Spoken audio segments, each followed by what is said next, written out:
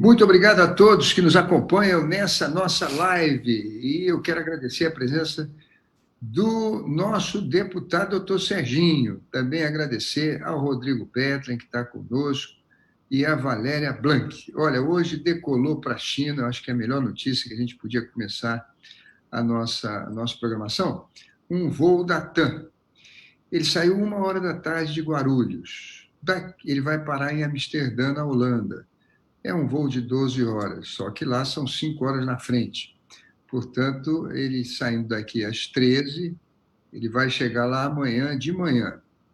De manhã, ele reabastece e voa para Cantão, o aeroporto de Guangzhou, que é onde está a nossa carga de aproximadamente 160 toneladas, com respiradores e também com os carrinhos de anestesia, bombas infusoras, 2 milhões de máscaras e uma série de outros equipamentos que são importantíssimos para nós aqui agora, nesse momento.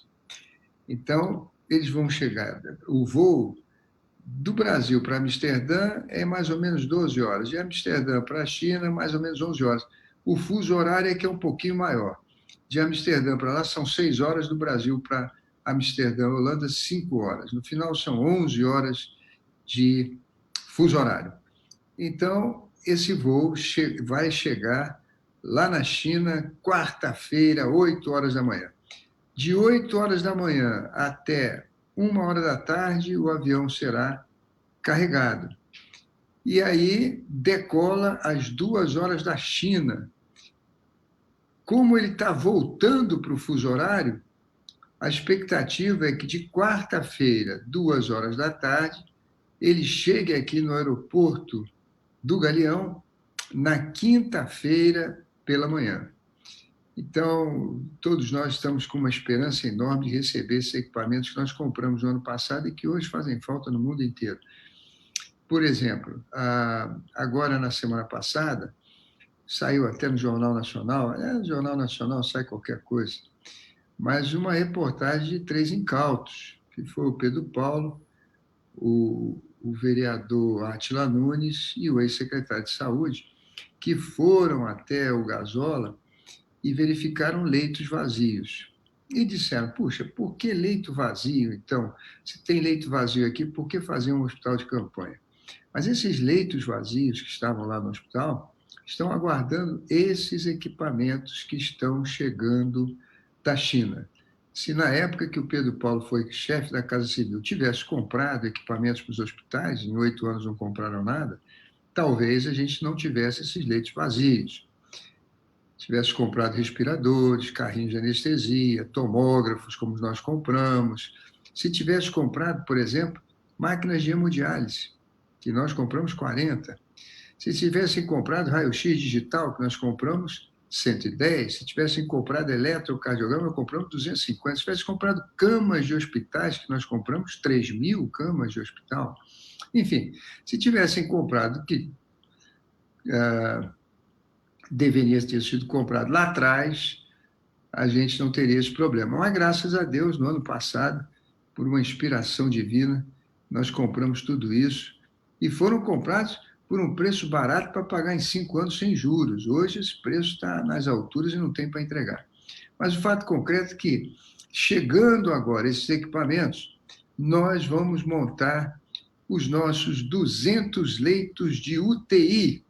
E aí sim, aqueles leitos bonitos, reformados, todos arrumados que eles viram lá, poderão ser ocupados pela enfermaria, porque nós não podemos fazer leito de enfermaria se não tivermos UTI, porque se as pessoas agravarem, elas precisam ser entubadas.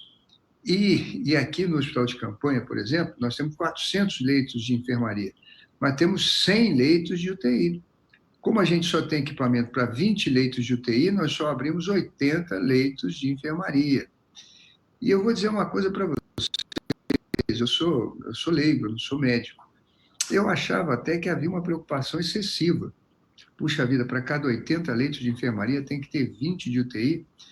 Mas eu verifiquei aqui no Hospital de Campanha que quando começaram a chegar os primeiros pacientes, nós não tínhamos 10 e 4 já estavam sendo entubados na UTI. Veja, com menos de 10, 4 já estavam no leito, já tinham complicado e saíram da ventilação e foram para a respiração mecânica. Graças a Deus, 2 deles já saíram da respiração e estão nos leitos de enfermaria. Mas é isso, quer dizer, quando teve lá os deputados, o vereador, o deputado e o ex-secretário de saúde, porque queriam para fazer a crítica, porque queriam fazer a controvérsia e a disputa, eles disseram uma verdade: está vazio, mas está longe de ser toda a verdade. Está vazio porque nós não temos os equipamentos para colocar nos leitos que servirão de retaguarda na UTI de 201, 3.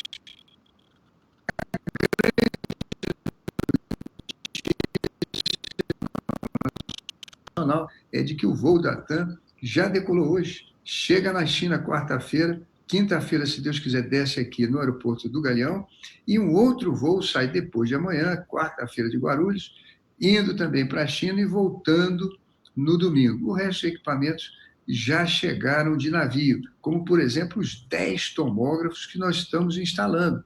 Estamos colocando tomógrafos em Bangu, em Campo Grande, em Santa Cruz, na Pavuna, em Madureira, em Del Castilho. Tem um tomógrafo já fazendo tomografia no hospital de campanha, tomógrafo de 128 canais, tomógrafos capazes de fazer uma tomografia de pulmão em pouco mais de 2 minutos. E se nós tivermos condições de diagnosticar pneumonia no pulmão das pessoas, ainda com 10%, com 15% num pulmão, as chances de nós vencermos são imensas. Esses dias mesmo, uma senhora de 94 anos, ela foi enfermeira na época da guerra, ela é italiana, ela vive no Brasil, mas foi enfermeira na Itália. Ela foi no médico na sexta-feira, sábado de manhã fez a tomografia, estava com 25% de pneumonia no pulmão, foi internada e 4 dias depois já estava em casa. A minha arquiteta que trabalhou, Luciene Ardente, que trabalhou comigo no hospital de campanha, a mesma coisa, foi salva por uma tomografia, porque pegou uma pneumonia no início, ela estava com todos os sintomas de Covid, pegou uma pneumonia no pulmão dela na tomografia e ela foi tratada com anticoagulante. E em 4, 5 dias, a pneumonia tinha sumido, ela estava se sentindo muito bem e voltou a trabalhar. Então, esses tomógrafos são importantíssimos no diagnóstico dessa doença, para que a gente possa, sobretudo as pessoas com comorbidade, ou muito idosas, uma de 94 anos e a minha arquiteta tinha cardiopatia. Então, quando tem comorbidade, obesidade, tuberculose, coisas do tipo, aí, então, a doença corre muito rápido, ela voa. Então, é importantíssimo o médico detectar o estágio da pneumonia numa boa tomografia e a gente já começar com todos os tratamentos. Então, é isso, a boa notícia, o avião partiu e, infelizmente, o que tinha que sair no Jornal Nacional não saiu, saiu apenas vamos dizer assim, uma infâmia, uma injúria, e de querer dizer que a coisa que nós estamos fazendo não está certa, exatamente porque não tinham os equipamentos que eles mesmos, quando estiveram no governo, não compraram. Não é isso, Betley? Exato, prefeito, exato. Bom, primeiro eu queria agradecer pelo convite, estar participando da tua live. Né? Enfim, me sinto muito honrado de estar aqui hoje contigo, com o deputado doutor Serginho. Tenho acompanhado a sua luta, né, desde o ano passado, com todas as dificuldades orçamentárias do mundo.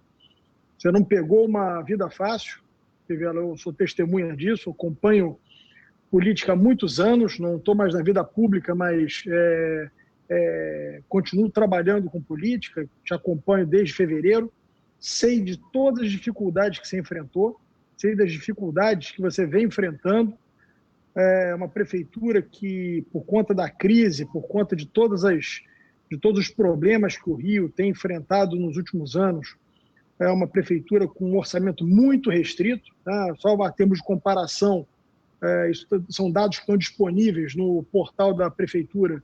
O seu orçamento nos seus 3 primeiros anos para o seu sucessor foram 10 bilhões a menos de reais, e no ano passado, por conta justamente de uma medida que pouco aparece na imprensa, né? Talvez se fosse seu objetivo aparecer, o senhor teria feito um novo modelo de clínica da família, né?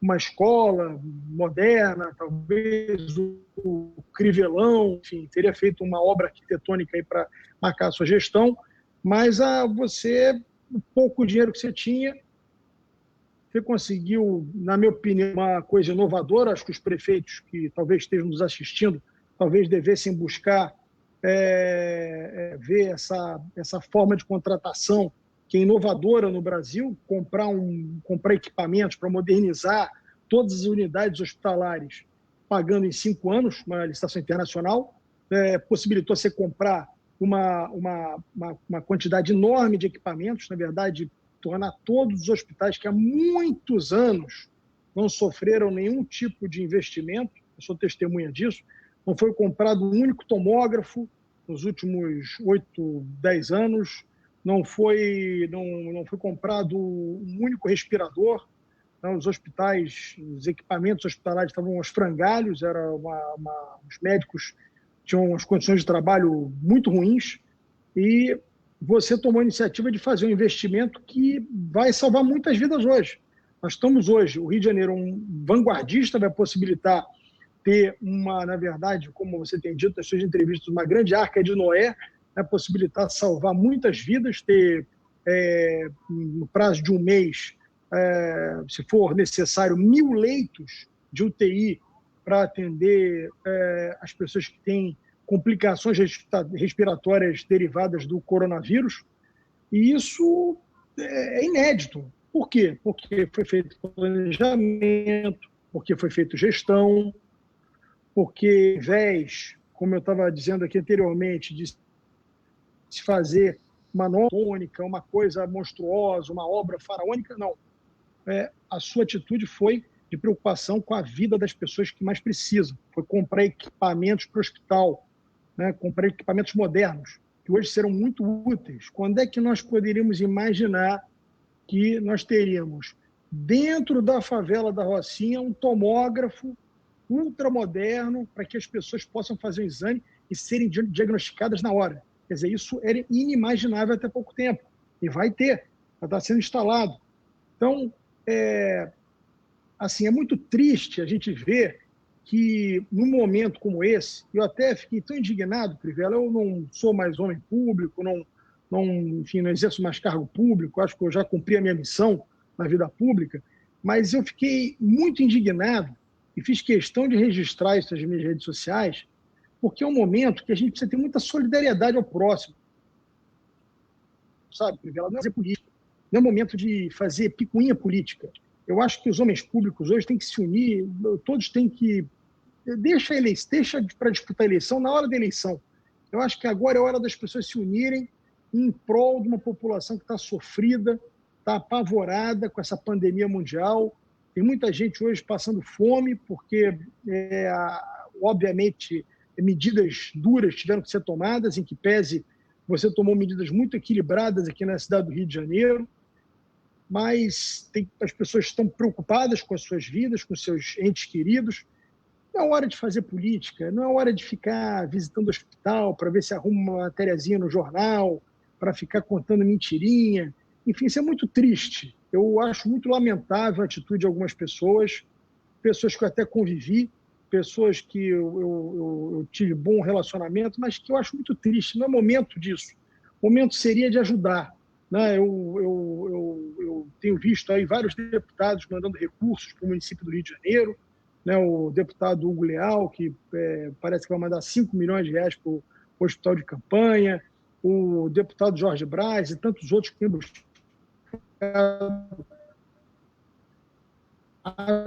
no momento que o deputado Pedro Paulo e o vereador Átila Nunes, que são figuras públicas, são homens públicos, deveriam estar fazendo, né? Batendo na sua porta nesse momento, perguntando, Crivella, como é que a gente pode ajudar a tratar essas pessoas? O que eu posso fazer de útil? Né? Deixa para disputar a eleição depois eles podem xingar, falar mal, enfim, contarem a história deles, venderem o peixe deles, mas o momento tem que ser um momento de solidariedade. As pessoas estão muito angustiadas, muito preocupadas, e eu acho que o mais importante disso tudo, Crivella, é que você tem tomado medidas equilibradas e tem principalmente deixado as pessoas com esperança. É muito importante a gente passar esperança ao povo nesse momento, esperança de que nós vamos ter condições de cuidar de quem fica doente, nós vamos ter condições de, em breve, estar reabrindo o comércio, permitindo que todo mundo trabalhe, todo mundo ganhe seu dinheiro. E eu acho que essa mensagem que você tem passado é muito importante, porque a gente precisa alertar as pessoas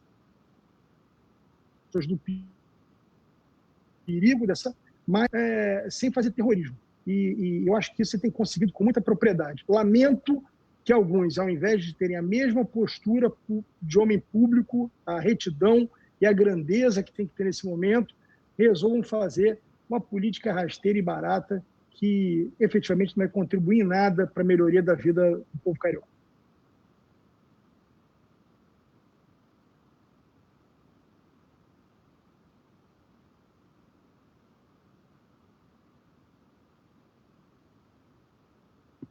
Desculpa, doutor Bertem, muito obrigado, tá? Obrigado pelas suas palavras. Doutor Serginho, querido, olha aqui, nós recebemos um comunicado do doutor Edmar, que é o secretário estadual de saúde, e ele disse que os 1.000 respiradores que o Estado iria ajudar os municípios todos da cidade, ele agora não vai ter condições de entregar. Você vê, rapaz, como Deus foi bom para nós.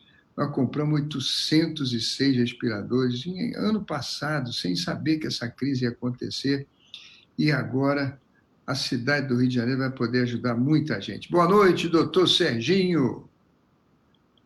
Boa noite, prefeito Crivella, boa noite, Rodrigo, boa noite, Valéria, boa noite a todos que nos assistem nesse momento. Prazer estar falando contigo, prefeito.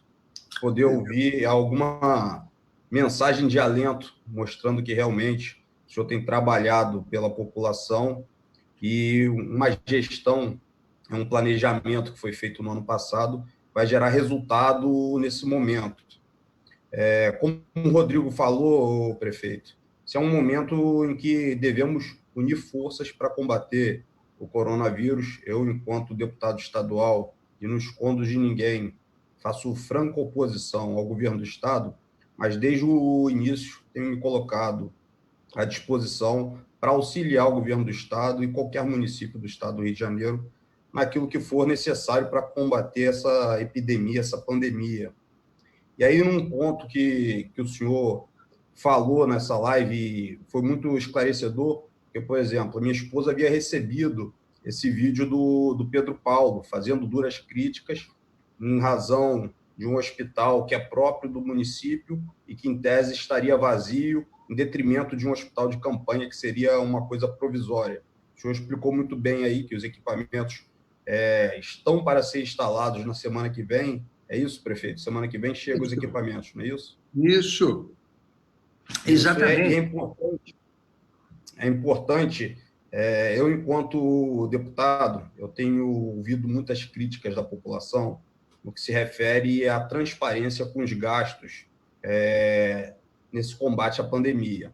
Principalmente no governo do Estado, eu fiz duras críticas ao governador, em que pese ter me colocado à disposição todo o projeto de lei que é apresentado para o combate ao coronavírus. De imediato a gente vota aprovando, sem qualquer obstáculo.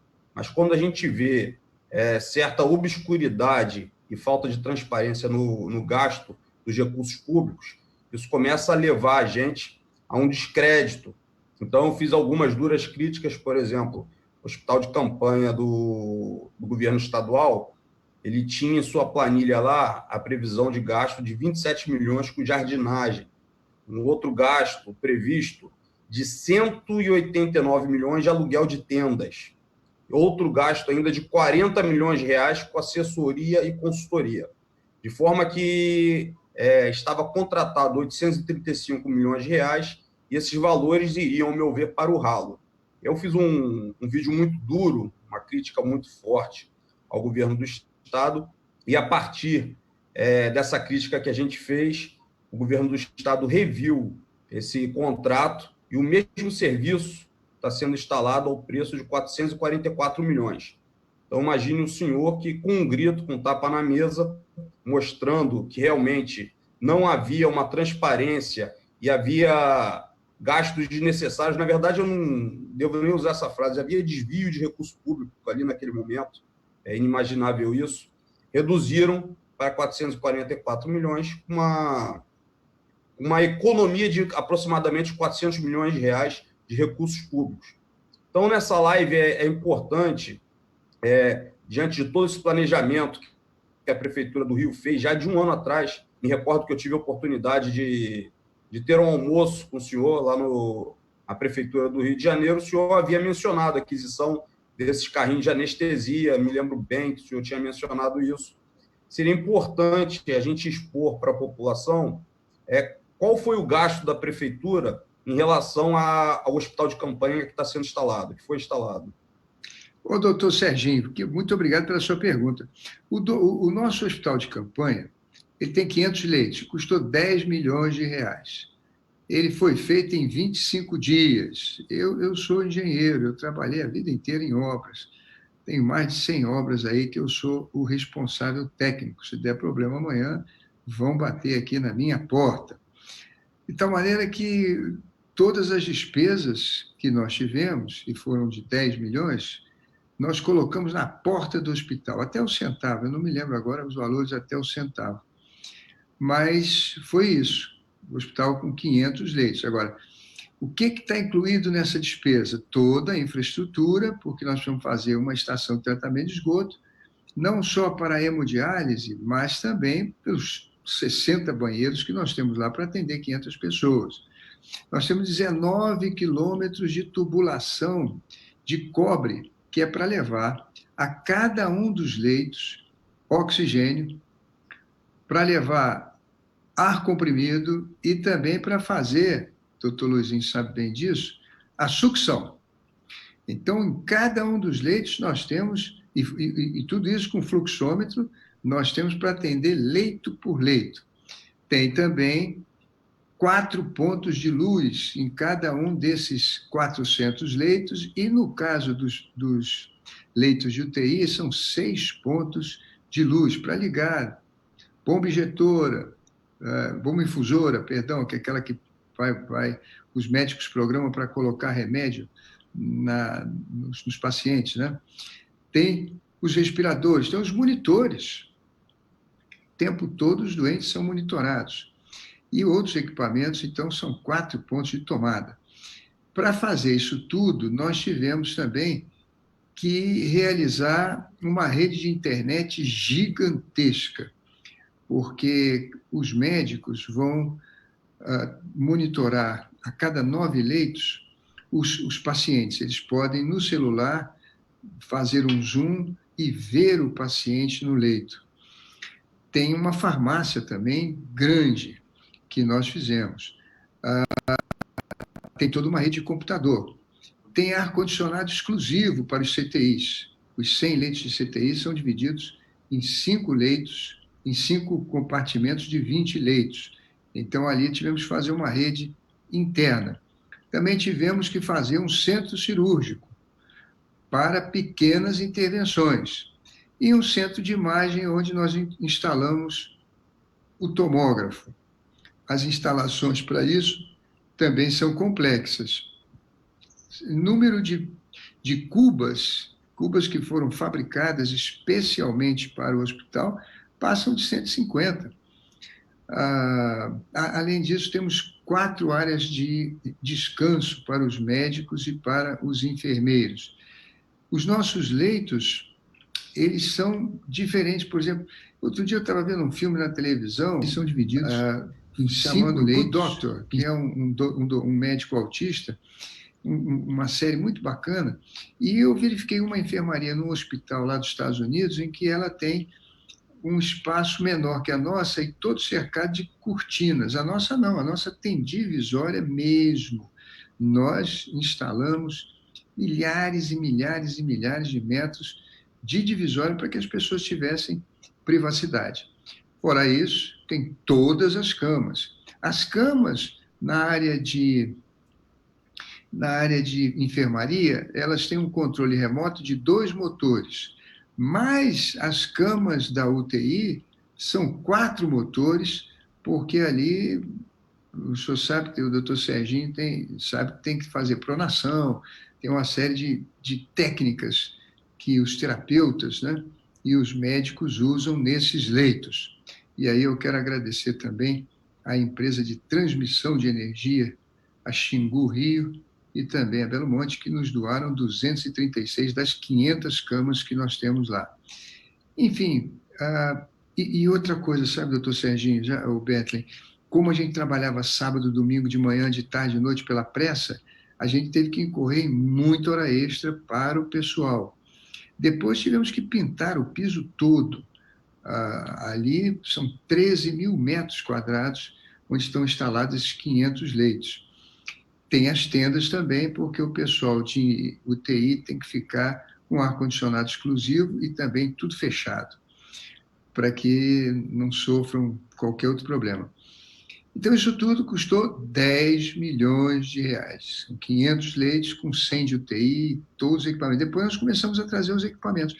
Agora, é importante, sabe, doutor Serginho, que quando o sujeito mostrou no Hospital do Acari leitos vazios, as pessoas dizem, mas por que construiu o hospital de campanha se tem leito vazio no Acari? É porque nós não temos as UTIs. Eu não posso colocar pacientes nos leitos de enfermaria que vão agravar, que podem agravar, se eu não tenho a retaguarda, os leitos de UTI. E no leito de UTI, eu não vou fazer ventilação, eu vou entubar. Nós vamos precisar entubar as pessoas. Eu vou precisar de respirador. Lá na China, nós compramos 806 respiradores no ano passado, mas compramos também 110 carrinhos de anestesia. Esses carrinhos de anestesia, todos eles têm um respirador mecânico, o que nos ajuda muito.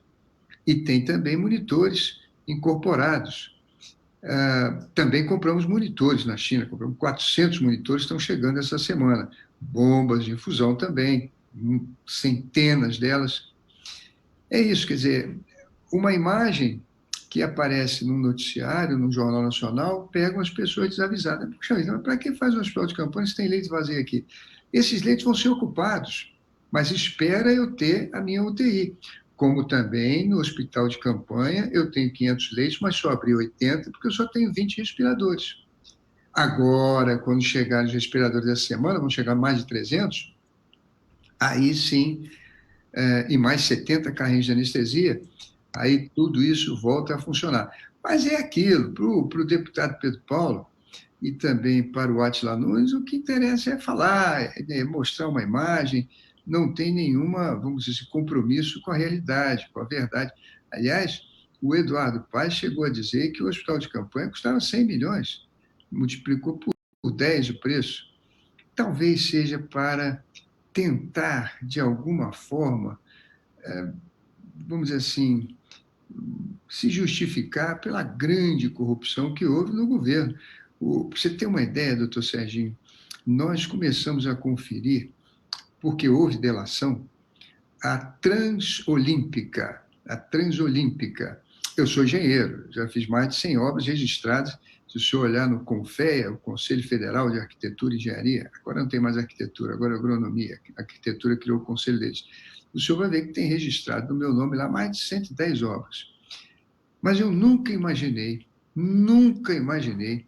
que um dia eu ia ver o que vi na Transolímpica, quer dizer, a propina ser maior do que o valor da obra. A obra da Transolímpica, pelo sistema de custo de obras da prefeitura, foi orçada em 1 bilhão. E ela custou para a prefeitura, no contrato, 2 bilhões e 200. Quer dizer, era 1 bilhão, mais os fiscais, mais, segundo os delatores, o governo, foi acertado multiplicar por 2,2. Então, a prefeitura aceitou pagou 2 bilhões e 200 uma obra que foi orçada por R$ 1 bilhão. Isso é um escândalo. Isso não foi dito por mim, isso foi dito pelo fiscal da obra, que delatou junto com o secretário de obras, ele era secretário, ele era o segundo homem da Secretaria de Obras, todo mundo já deve ter visto, o Alexandre Pinto fez a delação para o Bretas, e engraçado, doutor Serginho, é que nos 11 fiscais da prefeitura, lá da época do Eduardo Paes, da época do Pedro Paulo, foi encontrado na conta deles 711 milhões. 711 milhões de reais na conta desse grupo. E um deles delatou sobre a Transolímpica, cujo valor da propina foi maior do que o valor da obra. O deputado Anderson Moraes me disse até que iria abrir uma CPI na Assembleia Legislativa para ouvir de novo o delator, para ver também as contas do atual secretário de Obras, da Controladoria, e também, em seguida, vai ser encaminhado para o Tribunal de Contas e para a Justiça, porque isso é algo que é Guinness Record Book. Nunca se viu, nunca se viu. A propina ser maior do que o valor da obra. Sempre se diz, você ganhou 5%, outro ganhou 10%, mas a obra ser 1 bilhão, eu sei que ganhar 1 bilhão e 200, isso é um absurdo que eu nunca imaginei como engenheiro, sabe? E pior, ali tem um pedágio de 30 e tantos anos, é de R$15, quando aquilo tudo foi pago pelo bolso do contribuinte, não devia ter pedágio nenhum, as pessoas não deviam pagar nada. Com certeza, mais cedo ou mais tarde, a Justiça vai cobrar dessa turma toda. Isso agora é impressionante como é que esses rapazes, que no passado, vamos dizer assim, aceitaram coisa, na administração deles ocorreu um descalabro tão grande, agora visitem um hospital para fazer, vamos dizer assim, infâmias, injúrias, calúnias, um trabalho, um esforço enorme da prefeitura e dos seus médicos. Imagina, a gente com tanta gente para atender, se pudéssemos, colocaríamos todo mundo lá naqueles leitos, mas só podemos ocupar leitos agora que têm cobertura, no Miguel Couto, no Souza Aguiar, no próprio hospital de campanha, e lá também. Lá no Hospital Gazola, eu tenho 90 leitos de UTI que estão dando cobertura para 250 leitos de enfermaria. Aqueles que eles mostraram, aquela parte vazia, que está esperando os leitos de UTI, que está chegando o equipamento agora. Mas hoje eu tenho, lá no Gazola, quase 300 pessoas internadas. E interessante é que não foram nos hospitais do Estado. Os hospitais do Estado não abriram leitos nenhum. O governador prometeu 1.000 respiradores, mas agora o Edmar disse que não tem condição de entregar. Os hospitais de campanha, portanto, sem esses respiradores, eu não sei como é que eles vão fazer, porque se fizer leito de enfermaria, precisa ter leito de UTI de cobertura. O sujeito da enfermaria agravar vai fazer o quê? A pessoa não vai ter socorro? Então, é uma situação complicada. Também os hospitais federais estão com dificuldades, né? Tem aí sentenças. A juíza disse lá para o Hospital de Bom Sucesso, vamos trocar a diretora, porque tem leito vazio e vocês têm que abrir os leitos. Tudo bem, vão abrir os leitos, mas e a retaguarda de UTI? Não precisa de equipamento? Tem os equipamentos? Infelizmente, nesse momento, não tem os equipamentos e não tem para vender. Infelizmente, não tem para vender. É uma situação complicada. Espero que os nossos cheguem logo e que a gente possa atender aí a muita gente do Rio de Janeiro, inclusive aí da sua área, Cabo Frio, doutor Serginho, se alguém precisar, nós estaremos aqui de braços abertos e portas abertas, se Deus quiser, com centenas de respiradores para atender a todo mundo que precisar, inclusive o governador do Estado, se for essa a vontade dele. Não é isso, Betley? Prefeito, eu estava ouvindo o senhor falar e o deputado Serginho, e estava aqui pensando, ele falando que ele é oposição ao governador. Isso não é ruim, não. A democracia ela é feita de parlamentares, né, que fazem parte da situação, apoiam o governo, e da oposição. A oposição ela é muito bem-vinda, a oposição responsável, feita com responsabilidade. Queria citar até um caso aqui, o senhor está falando da linha da Transolímpica, eu estava ouvindo aqui atentamente, estou aqui de queixo caído, Mas o vereador Fernando William, que não é da base do governo, propriamente dito, fez um trabalho como presidente da comissão da linha amarela brilhante, nos ajudou muito, né? Ajudou muito o governo, ajudou muito o senhor a ter um retrato melhor daquele descalabro que é a linha amarela, daquele pedágio absurdo, né? Daquele contrato absurdo. Então, feito com responsabilidade, a oposição ela é muito importante para que o governo possa corrigir os seus eventuais erros. O que não pode, e eu volto aqui a falar, porque eu realmente fiquei muito indignado, é um vereador e um deputado irem acompanhado do ex-secretário de Saúde, que eu quero lembrar aqui, o ex-secretário de Saúde, o senhor Daniel Sorange, quando assumiu o hospital Rocha Faria, em Campo Grande, fechou 60 leitos em 2016. O Albert Schweitzer foram fechados 30 leitos de UTI. Foram abertos, o único dinheiro gasto na rede hospitalar foi gasto no Miguel Couto para fazerem suítes VIP para a família olímpica. Fora isso, não foi feito nada nos hospitais do município. Nada, absolutamente nada. Foi comprado um equipamento. Eles sabiam, eles estavam indo ali assessorados por um ex-secretário de saúde.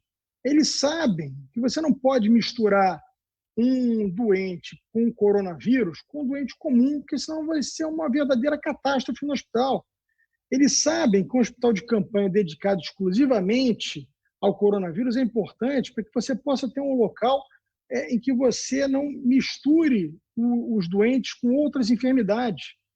Então, eles sabem de tudo isso. A intenção dessa visita não foi em contribuir para o governo, para a prefeitura melhorar o atendimento, para alertar para eventuais equívocos que estejam acontecendo. Foi meramente para fazer uma política rasteira e barata. Isso é muito ruim nesse momento. Eu volto a repetir aqui, isso não é uma atitude de homens públicos com envergadura, entendeu? Isso é um momento de união, como bem disse o deputado doutor Serginho. Faz oposição dura ao governador, mas se coloca à disposição. Se o governador precisar de qualquer coisa dele nesse momento para que possa dar o melhor atendimento à população, tenho certeza que ele será o primeiro a ir ao encontro do governador, porque esse é o objetivo dos homens públicos que pensam primeiro na população e depois no seu mandato. O que acontece é exatamente o contrário. Imagina, o doutor Luizinho pegou aí 500 milhões, que se ele não descobre, ia virar igual Transolímpica, Transcarioca, Transoeste, essa roubalheira desbragada que ficou, que ele pegou em cima. Aonde é que estava o deputado federal nessa hora, meu Deus? Se as denúncias, inclusive, estão na Procuradoria-Geral da República. Mas, no governo do Estado, o deputado Pedro Paulo está lá junto com o deputado Rodrigo Maia, eles fazem parte do governo, não visitaram os hospitais que tinham 1.000 denúncias. O nosso custou 10 milhões. 10 milhões 500 leitos. 10 milhões. 1, 2, 3, 4, 5, 6, 7, 8, 9, 10 milhões. Lá era quase 1 bi. Mas o deputado não foi lá. Não foi lá. Ele não viu nada de errado lá. Ele foi no Gasola mostrar as áreas que nós reformamos, estava tudo novinho, porque no dia que nós inauguramos o hospital de campanha, a Rede Globo de televisão precisava dar espaço a eles para fazer um contraponto, para fazer um contraponto mentiroso, um contraponto fictício. É uma coisa impressionante como falta o espírito público. Não, politicagem. Politicagem é barata. No interesse não está no povo. Prefeito, infelizmente, politicagem barata. Né? Como nós já falamos aqui, no ano passado o senhor comprou 800 respiradores para pagar em 5 anos, ao câmbio da época de aproximadamente sem juros, e o câmbio à época estava em torno de R$ 4,00, 4,10, 4,05. 4,8. Estamos falando que pagou aproximadamente R$48 mil no respirador de primeira linha. Respiradores que agora, eu li no jornal, o governo de São Paulo está pagando mais de R$200 mil. O governo do Rio, mais de R$180 mil. Isso é fazer gestão. Isso é fazer gestão com responsabilidade, planejar, né, fazer as coisas que são importantes, não ficar só pensando não está no seu nome escrito numa placa de inauguração. E se você quer fazer gestão, o importante é isso, o importante é tomar medidas.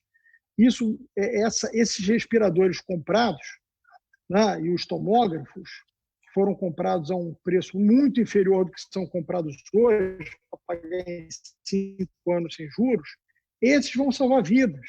Quer dizer, ao invés desses senhores estarem fazendo essa politicagem, deviam estar olhando isso e vendo como é que eles podem contribuir para outros municípios fazerem o mesmo, para o governo do Estado poder reduzir seus custos. Quer dizer, isso seria estar pensando na população. Mas eles estão preocupados com a próxima eleição, só isso, infelizmente. Olha, a nossa querida amiga Valéria Blanc quer falar, está fazendo sinal que ela quer falar. Fala, Valéria Blanc. Boa noite a todos. Então, prefeito, de fato, uma situação muito complicada. O senhor tem realmente prestado informações à população de forma permanente e ontem fez um alerta sobre a semana D. A Ana Carolina Braga até disse que ouviu no rádio que o senhor falou que essa era a semana D e pede para o senhor explicar melhor sobre isso. E também vou juntar aqui essa questão da semana D, a pergunta da Érica Aguiar, de M. de Almeida, de Campo Grande. Ela fala qual é a posição da prefeitura em relação ao bairro de Campo Grande, porque ela está respeitando, as pessoas não estão respeitando o isolamento, as lojas estão abertas, e está tudo funcionando. Ela diz que tem um estabelecimento que ela está respeitando, entende que é importante, mas queria saber qual é a posição da prefeitura em relação a essas aglomerações todas, em especial na Zona Oeste e nas filas da Caixa. Olha, essa pandemia começou na Zona Sul, com as pessoas que foram ao exterior e voltaram infectadas. Barra da Tijuca, Copacabana, hoje, nós não temos muitos casos. Por quê? Porque morreram pessoas nesses bairros e os vizinhos ficaram alertas. A notícia correu.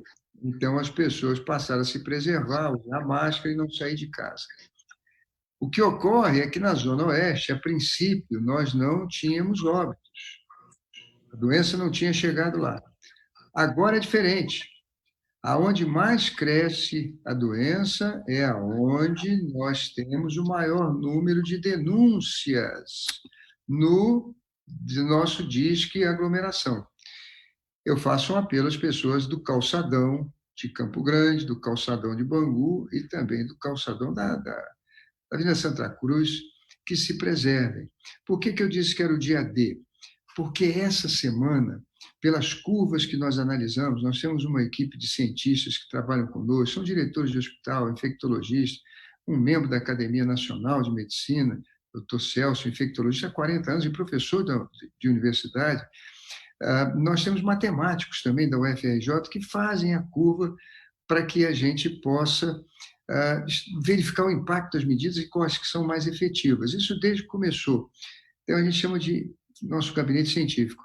Nós verificamos que a curva não é mais exponencial, ela não cresce assim, 2, 4, 16, 256 e vai embora. Ela não é mais exponencial, mas ela é logarítmica, ela está crescendo, de tal maneira que, crescendo dessa maneira, esta semana, nós chegamos a um momento de 95% dos nossos leitos ocupados. Os leitos que a gente mais tem preocupação é de UTI. Então, a prefeitura, na semana passada, resolveu contratar leitos privados, oferecer R$ 1.600 por dia, R$ 1.600 por dia para os hospitais da rede privada que pudessem ceder seus leitos para ter nossos pacientes. Só conseguimos 5 leitos. Os demais hospitais ou estavam lotados ou estavam transformando seus leitos de trauma e seus leitos pediátricos em leitos para coronavírus, mas ainda encontrando dificuldades com os respiradores.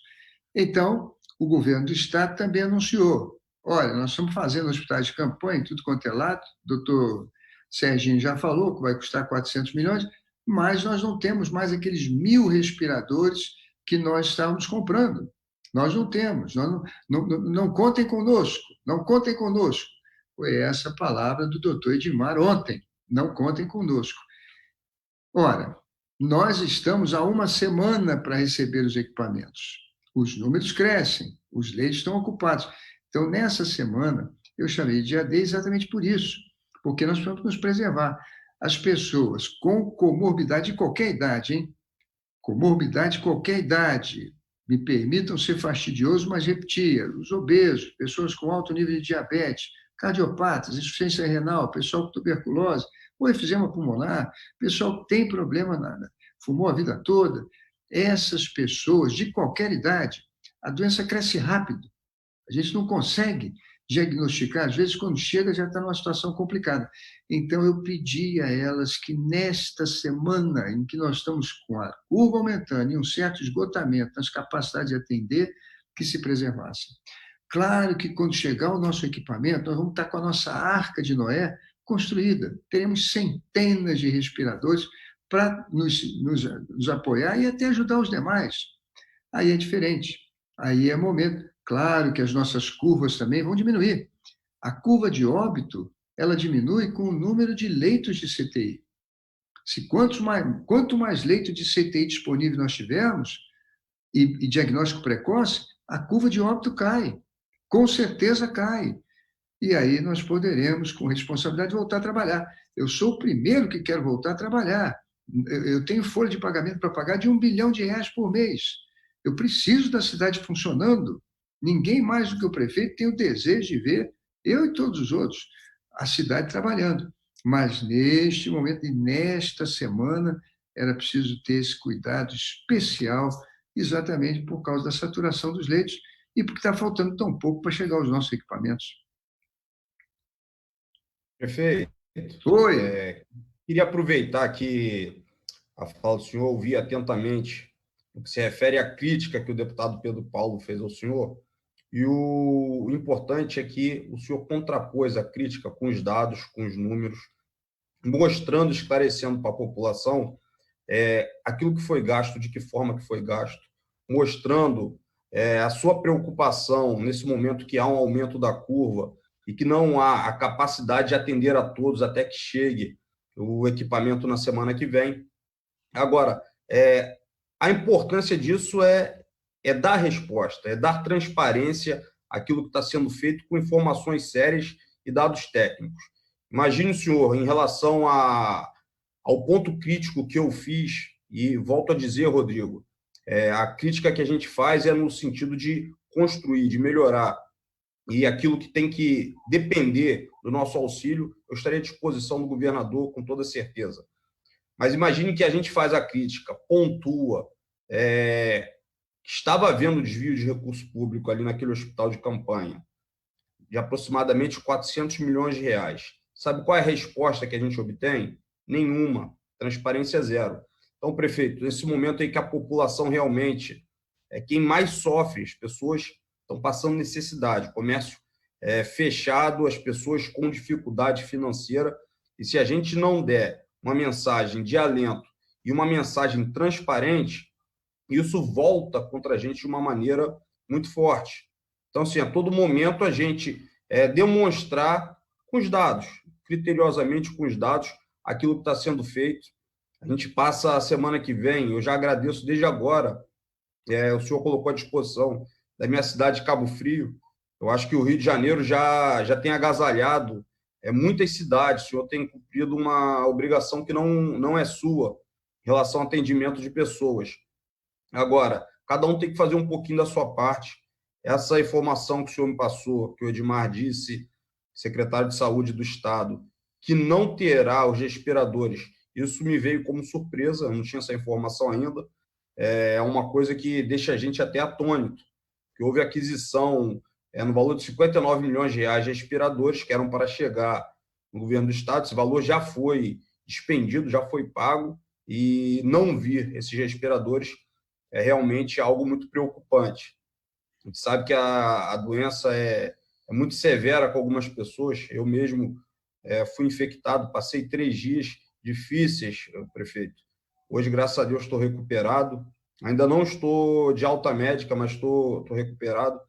Assim como eu, muitas pessoas vão se recuperar, vão ter acesso a tratamento Agora, triste é aqueles que tiverem uma complicação no tratamento da doença e não ter acesso realmente a uma UTI. Então, a gente espera que essa UTI, que o senhor vai instalar, essas várias UTIs, possam atender o Estado. Infelizmente, eu acho que esse é o caminho que vai acontecer. O senhor vai acabar tendo que agasalhar o Estado também com esses equipamentos que o senhor está trazendo, e o momento é realmente de solidariedade. Agora, essa conta não pode ficar só nas suas costas, né, prefeito? Assim como o senhor, ao procurar a iniciativa privada para obter leitos, iria pagar por esse serviço, assim também deve ser o Estado e a União com o município e vice-versa, se o município depender do Estado também. Enfim, acho que essa é uma conta que tem que ser compartilhada. Não, sem sombra de dúvida. Nós todos levamos um susto quando o secretário disse que não poderia ajudar na questão dos respiradores porque não havia conseguido. E aí nós fomos à imprensa e dissemos, olha, essa semana precisamos nos preservar, porque está vindo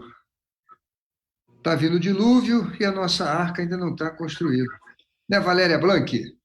Exatamente, prefeito. Até com base nessa preocupação, tem uma pergunta específica aqui do Otávio Lima. Ele diz que tem assistido todos os dias aí as filas imensas na Caixa, e o senhor falando da preocupação específica com as filas na Caixa, para as pessoas buscarem o benefício. O senhor vai tomar alguma atitude em relação a isso? Olha, nós tivemos uma reunião longa ontem com o superintendente da Caixa Econômica no Rio de Janeiro. Eles nos disseram ontem, no domingo, de que eles já tinham desenvolvido aplicativos que iriam retirar as filas das portas. E nós todos ouvimos vamos dizer assim, essas palavras com muito alento, com muita esperança. Hoje, eles fecharam a agência de Campo Grande e eu passei em Santa Cruz de manhã e verifiquei que ainda tinha fila nas duas agências. Nós temos uma do lado da linha do trem lá pela Vila Brasil e a outra no centro de Santa Cruz. Uma multidão enorme. Algumas delas as pessoas chegaram de madrugada. A sugestão que a gente dá à Caixa Econômica é que ela faça uma parceria com o Banco do Brasil. Não é possível a Caixa Econômica pagar todos os benefícios a 50 milhões de pessoas pelo Brasil afora sozinha. As filas são enormes, demoram muito tempo. Amanhã, a fiscalização da vigilância sanitária vai, infelizmente, ter que fechar agências da Caixa, interditá-las. Isso tem acontecido no Brasil inteiro. E aplicar multas. Lá no Maranhão, por exemplo, o PROCON do Maranhão aplicou multa de R$1 milhão na Caixa Econômica, exatamente pelo risco que causa a saúde pública das pessoas. Uma outra coisa que me preocupa muito são as lotéricas. As loterias, o sujeito que quiser jogar na Sena, na Mega Sena, ele pode jogar na internet, não tem problema nenhum. Agora, se vai jogar na loja, e acumulou a Mega Sena 2 semanas atrás, o que acontece? A gente tem aglomeração de idosos, que é o que a gente menos quer. Idosos aglomerados, pessoas que estão em situação de risco. Então, é uma outra coisa que eu, ontem, conversando com eles, se as loterias continuarem com filas, vai haver um decreto municipal proibindo o jogo na loteria. Pode ser para receber vamos dizer assim, os benefícios, porque aí é mais uma agência para receber o benefício, diminui a fila lá na porta da agência bancária, divide com a loteria. Bom seria que dividisse também com o Banco do Brasil.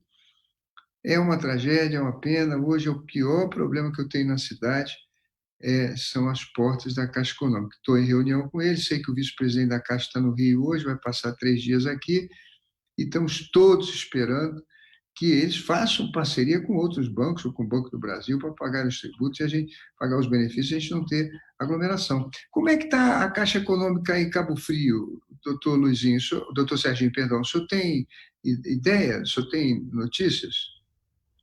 A Caixa Econômica está lotada, prefeito. Fila todo dia, enfim, realmente esse tem sido um problema. As pessoas estão precisando, né? Prefeito, eu queria questionar o senhor, com toda a liberdade que o senhor me dá, se a partir do momento que chegarem esses equipamentos, se o senhor pensa em flexibilizar a abertura do comércio.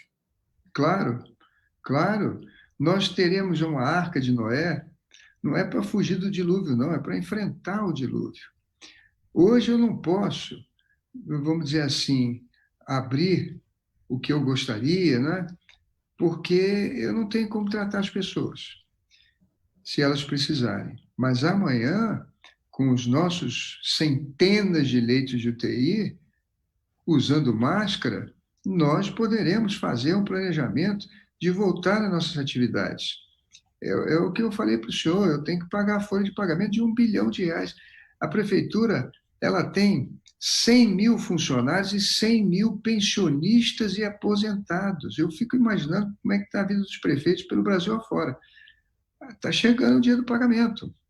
Como é que nós vamos pagar essas pessoas se não recolhemos ISS e se as pessoas também, muitas delas sequer podem pagar o IPTU? Então, nós precisamos voltar a trabalhar. Agora, para enfrentar o dilúvio, temos que estar com a nossa arca. E estamos já próximo. Por isso que eu pedi às pessoas que essa semana se cuidassem muito, porque os aviões estão chegando. Eu contei para vocês no começo, o avião decolou hoje 13h de Guarulhos, quarta-feira vai outro. Eles vão trazer o restante dos meus equipamentos. Um montão de coisas. Esses tomógrafos que eu estou instalando vieram de navios. Essa semana passada chegou 70 mesas de cirurgia, chegaram 80 focos cirúrgicos de teto, 170 focos cirúrgicos de teto e 170 de piso, 40 as máquinas de hemodiálise, enfim, muita coisa já chegou mês passado, mês retrasado, e chegaram de navios. Agora, essas outras partes viriam de navio. Quando eu comprei, doutor Serginho, era para vir tudo de navio, que é mais barato. Agora, com a crise, nós pedimos para trazer de avião. E aí ficou até mais caro, mas a vida das pessoas não tem preço, né? Então, vai chegar essa semana. E uma outra coisa também, rapaz, que foi um problema para mim danado, foi porque eu comprei 80 desses respiradores. Eu comprei 726 na China, mas comprei 80 aqui porque estava com bom preço numa empresa lá em Cotia, em São Paulo, chamada Magnamed.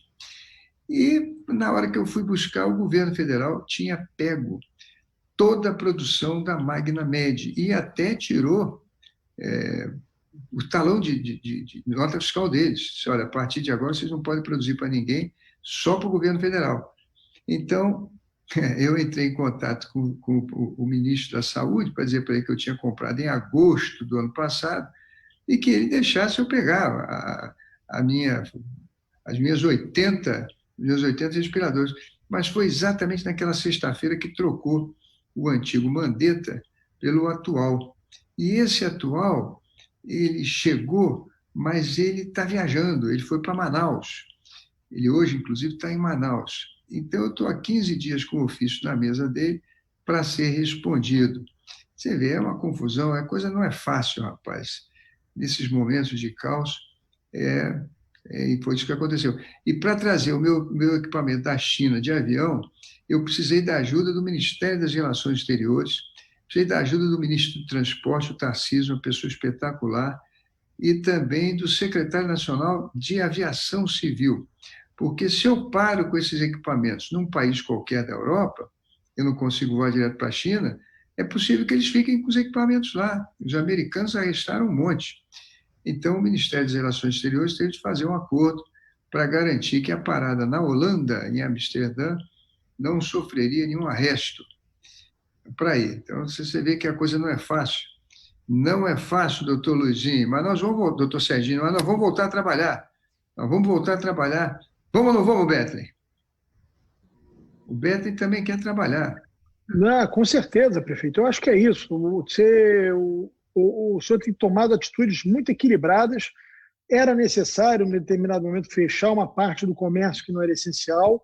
Era necessário, para, como o senhor mesmo diz, construir essa Arca de Noé, que fosse reduzido a circulação de pessoas na rua, mas no momento que nós tenhamos retaguarda para atender as pessoas que tenham complicações maiores por conta do coronavírus, obviamente é necessário, é importante que se flexibilize e dê oportunidade das pessoas voltarem a trabalhar e a vida ser minimamente normal. Obviamente, todo mundo usando máscara, que é importante, né? A máscara reduz a possibilidade de contágio, álcool gel na mão, né? Sempre lavando as mãos. Esses cuidados vão ser necessários por um bom tempo, a população vai ter que ter para que a gente reduza a transmissão, né? Ô, Beto, imagina, a gente fala com ela assim, você não pode fazer a unha, você não pode cortar o cabelo na barbearia, você não pode montar a sua barraca de ambulante legal. Aí a pessoa vai para a fila da Caixa Econômica e se infecta para receber R$ 600, não tem sentido nenhum uma coisa dessa. Não é verdade? Não tem sentido. Totalmente. Então, sentido. Eu fiz uma reunião essa semana com o pessoal da FEComércio, da Firjan, para a gente planejar como é que volta o retorno das nossas atividades. E eu espero que, assim que a nossa arca esteja construída, a gente possa retomar, nós temos que trabalhar. Alô, dona Valéria Blanc, você está fazendo sinal aí, Valéria Blanc? Sim, prefeito. A Geisiane Oliveira está querendo saber como é que é exatamente esse sistema que o senhor andou comentando para que as pessoas tenham notícias dos seus pacientes de uma maneira melhor nas unidades hospitalares. A pessoa que está hoje com o paciente dentro de um hospital com coronavírus, ela não pode visitar. Então, o que nós fizemos? Nós montamos um tabletzinho em que o enfermeiro vai até a cama do paciente e ali liga para o celular do familiar. O paciente, então, segura, não é, o tablet e fala com o seu familiar. Por causa de contaminação, aliás, é uma coisa em Beto, que o deputado federal, o vereador e o ex-secretário de saúde foram num hospital dedicado a coronavírus, sem os equipamentos de proteção, sem usar o capote, sem usar uma máscara mais apropriada, não é? Sem usar os óculos. Eles entraram lá para fazer a crítica política, mas poderiam passar a doença para funcionários e médicos, como poderiam receber também a doença, porque não tiveram. Então, as pessoas não podem visitar. O contato é digital. Agora, também estamos pegando o WhatsApp das pessoas para 2 vezes por dia nós passarmos uma informação de como está o quadro de saúde daquele paciente que é o familiar. Nos casos de óbitos, aí não dá para passar mensagem. O médico liga para a casa das pessoas, liga para o familiar e procura, com todo carinho, com toda a humanidade, dizer que, infelizmente, houve o óbito. O óbito nunca é feito por mensagem, o óbito é feito viva voz, pelo médico, com todas as explicações. Prefeito, também está aqui a Silvia Bianca perguntando se o senhor cogita fechar algumas vias, algumas ruas, justamente porque nesse período está mais complicado e mais aglomerado. Olha, nós comentamos que o shutdown, nesse gabinete científico, não é uma hipótese que até hoje tenha conseguido consenso. Aliás, no mundo inteiro se evitou isso. Agora, um calçadão em que a gente tem aglomeração, reincidentes, como é o caso de Campo Grande, pode ser que sim. No meu caso de Bangu, pode ser que sim. Agora, você fechar tudo... Veja, nós estamos chegando no inverno. Os dias agora têm sido frios. Se a gente mantém todo mundo em casa e não vai conseguir manter por tanto tempo, na hora que liberar todo mundo, nós vamos estar no inverno. E aí poderemos ter um pico de infecção já no momento em que as pessoas precisam de hospitais, porque no inverno tem uma série de alergias, uma série de gripes e coisas do tipo próprias da estação. Então, aquilo que nós fizemos no início, com a assessoria de todos, que foi manter os serviços abertos desde que não houvesse contato, por exemplo, manicure, cabeleireiro, dentista. Manter o comércio fechado, a não ser as atividades essenciais. E a indústria trabalhando, a indústria onde nós temos o melhor salário. A indústria é onde nós temos os melhores salários. A indústria trabalhou durante esse período. E, dessa maneira, nós fomos enfrentando a doença. Aliás, Betley, eu vi uma pesquisa que na indústria da construção civil foi o menor número de infecção, possivelmente quase que sem óbito. Por quê? Porque pedreiro, carpinteiro, servente, eletricista, bombeiro, tudo gente jovem, gente bem disposta, né? E, enfim. Mas é isso, Valéria. Perfeito. Prefeito, por hoje, então, agradeço a todos. Muito obrigado, muito obrigado. Eu quero, olha, já temos a 1h15 aqui, eu quero deixar aqui o doutor Serginho à vontade para ele fazer suas considerações finais, o Betley também, e agradecer a todos que estiveram conosco nessa nossa live.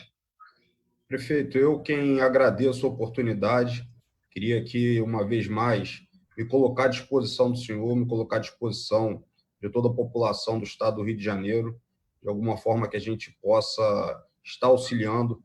Esse é um momento em que as autoridades têm que trabalhar com a máxima intensidade, e aí eu me coloco mais uma vez à disposição do senhor, já agradecendo a oferta de auxílio à minha cidade de Cabo Frio.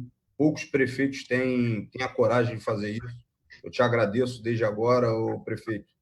E estou aqui para somar forças. Eu acho que a gente vai passar por isso.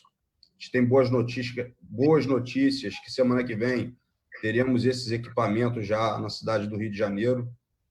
Parabéns ao senhor pela iniciativa e pela gestão que foi tomada no ano passado, me recordo bem desse planejamento, quando o senhor me anunciou numa reunião, no almoço que tivemos. E, no mais, a gente pedir a Deus que Deus abençoe ao nosso Brasil, à nossa população. Ele é quem tudo pode, não tenho dúvidas que o povo brasileiro vai superar isso e vai sair mais forte ainda disso tudo. Obrigado, doutor Serginho. Betley, querido. Olha, prefeito, quero te agradecer pelo convite, você está fazendo parte aqui da sua live. Eu fico muito feliz, eu acho que a gente vive um momento assim desafiador, né? Um momento mundial muito difícil, um momento de muita angústia da população, medo de uma doença desconhecida, né? Do desemprego, da recessão, enfim, que toda essa pandemia mundial tem causado, mas nós temos visto aqui na cidade do Rio de Janeiro, da parte do senhor e de toda a equipe, muita tranquilidade, muito, digamos assim, até de certa forma, sangue frio para tomar as medidas certas no momento certo, né? Destaco aqui algumas que eu assim considero muito importantes: a questão dos hotéis para os idosos com comorbidade. A pena que muitos idosos ainda resistem a ir para esses hotéis de 4 estrelas, hotéis com todo conforto, para que a gente possa preservar esses que são, digamos assim, o público mais vulnerável dessa doença horrorosa.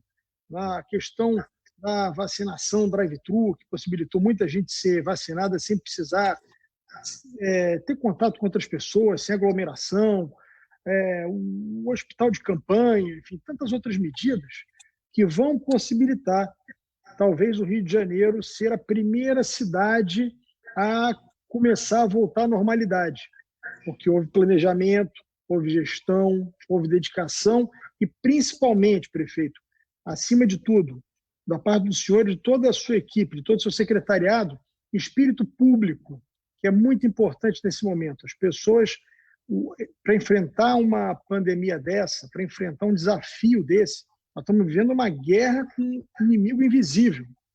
É preciso muito espírito público, é preciso deixar as vaidades de lado, né, ter humildade, ouvir as diversas opiniões. Eu acompanho, o senhor me convidou aí para fazer parte do gabinete de crise, eu acompanho, o senhor escuta todo mundo, não é dono da verdade, muda a sua opinião quando é convencido. Isso é fundamental. Por isso que o Rio de Janeiro, eu tenho certeza que Deus não vai nos dar esse privilégio do Rio de Janeiro ser a primeira cidade do Brasil a conseguir voltar à normalidade, obviamente com os cuidados que todos nós temos que ter.